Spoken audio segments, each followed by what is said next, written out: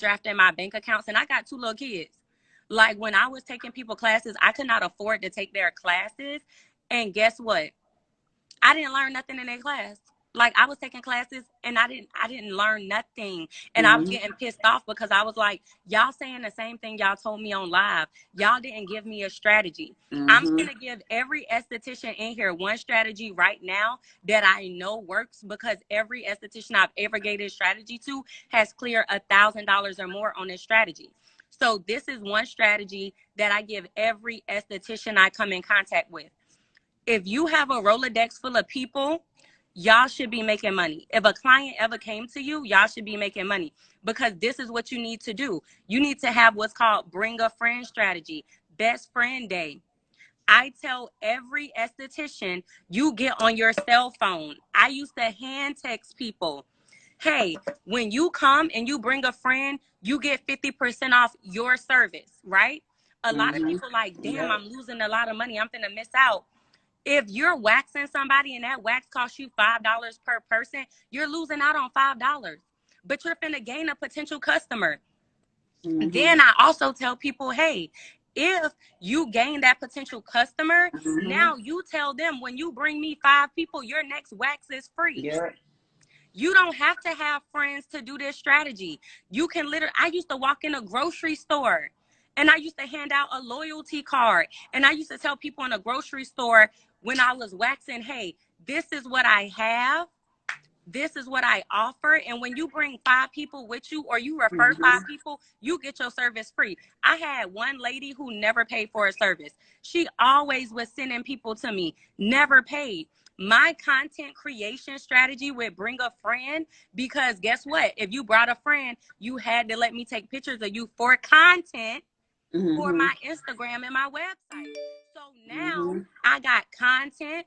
I just got a new client, and I just made money I wasn't going to make. I done killed 3 birds with one stone.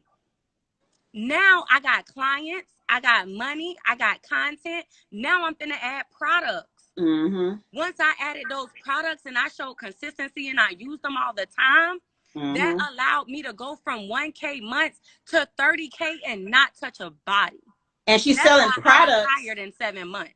You're selling products too that help maintenance the service that they're also leaving with, which is key. You're not just selling. You didn't go from waxing cootie cat to selling lip gloss when they leave. You know what I'm Nope. saying? You are actually selling a product that helps them keep up with the service they just invested in with your business. I don't want that to go over y'all head, because a Correct. lot of y'all try to do a lot of streams of income. You just want to make money, fast money. But the key and the most important thing is longevity.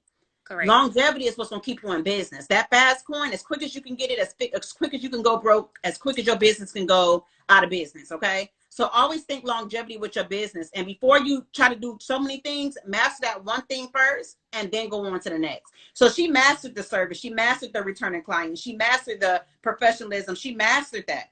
And when she did that, she thought of a product that can help even maintenance the service that she is going ahead and doing on her clients. So just keep that in mind. She's not just selling anything, because she could have sold lip gloss. She could have went to selling perfume, but she sold something that related to the service that she was doing, where it stayed under that same umbrella to help her even do more. It's just like when you go to European Wax Center. You can go get your coochie wax, but when you leave out, they got body scrub. They got things for Yeah. ingrown hair. They got things to make your skin smooth. They got things to make your skin tone even. So that's exactly what she did, and I love it. And somebody said, I have a storefront and I have a clothing boutique. How would that work?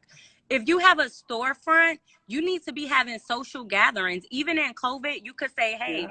this Friday, I'm going to have a social gathering. Y'all can come out, y'all can shop. You can host game nights at your um Mm-hmm. clothing boutique. The more people that know about you and associate their mind with you in a sense Mm-hmm. of happiness and confidence, the easier it is going to be for your business. Like when I buy clothes, I want to know I look good in them. I want to feel good in them. I want to see different body types in it, so I know what to buy, right? So if you're Right. having an event and you're like, hey, I sell clothes, but I'm having a social gathering, it's going to be nothing but women. Y'all can come for free. I'm having hookah and mimosas. you done opened their mind. Now they finna come in there. They never been in there before. Now what you gonna offer to them? You gonna offer your clothes. Cause when they go out to get them hookahs and mimosas, now they're gonna associate that with you because they need to look good when they sitting on somebody's couch. Period. Y'all have to think about every single aspect of your clientele and the community you want to build, right? So you also want to think about the fact that, hey, when they're smoking hookah, they want to look nice. They want to have their makeup done, their hair done. They probably going to get their mimosa in them, go to their man. Let me partner with some people who wax coochie. Let me partner with some people who do makeup. Y'all will not believe collaboration could get you so much further instead of thinking, oh, she my competition. Collaboration. Hey, my boutique don't sell sweatpants, but hers does. Hey, my boutique don't have dress up clothes, but hers does. Collaborate with people. Stop being so stingy. I used to be in India DM all the time. Hey, India, I'ma uplift you. Them people doing chargebacks, don't worry about it. You gonna make it back tomorrow, sis. Oh, you wanna buy a house? Guess what? You finna be able to buy your house and you gonna have the cash in your bank account. She gonna use her credit, but she gonna buy the house. She gonna be able to pay her house off. Like, y'all gotta stop feeling like everybody is competition, and that's why y'all can't market, because y'all don't know y'all target audience. Y'all don't know what type of content to make, and y'all so busy worrying about if somebody else gonna copy what you doing. Stop worrying about them. Stop worrying about who's doing what. Worry about you and stay in your lane. Yep. And a lot of things too, not only are y'all competition as far as collabs, a lot of y'all will invest and get into a room to pop bottles and be in the club and be in all the hookah lounges and all the bars and everywhere else. But y'all won't invest to be in rooms with like-minded individuals. You know, y'all don't want to get uncomfortable to be around people and meet new people. You're shy, you're an introvert. Sometimes, let me tell you something. It used to be a time where you had to have a degree. You had to have a bomb-ass resume, okay? You had to be fed with a golden spoon and know somebody higher up. And let me tell you something. It has nothing no more about degrees. You can get the most amazing job, be a dentist assistant, work with a doctor and all of that. And guess what that's about? It's about who you know. It's about being at the right place, the right time. I've looked at rooms this year. Let me tell y'all something. This is my first year ever being outside. This is my first year ever linking up with people, because I always felt like I'm not going to link. I'm not going to do this fake link up, this fake as women empowerment shit where y'all smile in my face and take these pictures. And then when y'all leave, you know, we never keep in touch. And this year I decided to do something different. I was like, you know what? I can't let one person, one bad apple just ruin it for everybody else that wants to go ahead and be nice and have a genuine soul and have, you know, genuine intent. So this year was my first year being out. Let me tell you something. I done met people that I would have never thought, who would phone number right now that I have on my phone that I could call. My contact list is worth something. Right. I would have never thought I would be able to talk to the women and have the connections that I have right now. And guess what? It was all about stepping outside and being in the right place at the right time and networking, events of networking. So sometimes I would just want to say this for anybody that's worried about, oh, $100 and should I spend this and am I going to learn something? Even if you walk out the room and let's just say, for instance, you're not going to learn something. You're going to learn something because first of all, I'm there, she there. She just showed y'all how she went from $1,000 months to 30K months, okay? But even if you did not learn something, if you met somebody that you would never even meet in real life, somebody that you would never see another place, but you just happen to be at an event because they only come to business type events.